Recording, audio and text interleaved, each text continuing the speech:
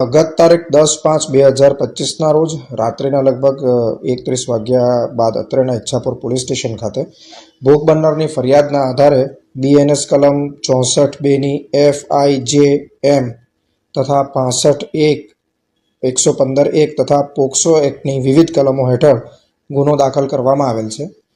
બનાવની વિગત એવી છે કે ગત તારીખ 4/5/2025ના રોજ બનાવના ભોગ બનનારના પિતાજી અત્રેના પોલીસ સ્ટેશન ખાતે ભોગ બનનાર મિસિંગ હોવાની જાહેરાત આપવા આવેલ હતા, જે આધારે ઈચ્છાપુર પોલીસ સ્ટેશને મિસિંગની ફરિયાદ દાખલ કરેલ હતી.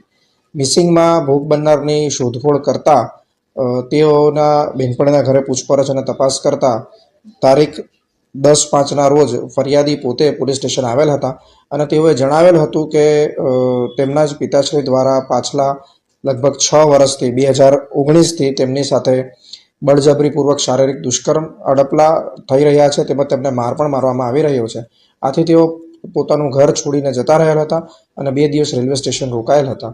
ત્યારબાદ તેઓની બહેનપણીના ઘરે આવતા તેમની બહેનપણીએ તેમને જણાવેલ હતું કે પોલીસ તેમની શોધખોળ કરી રહી છે. ત્યારે તેમણે આ સમગ્ર બનાવની હકીકત જણાવેલ હતી અને તેમણે જણાવેલ હતું કે તેઓ આ કારણથી પોતાનું ઘર છોડીને જતા રહેલ છે.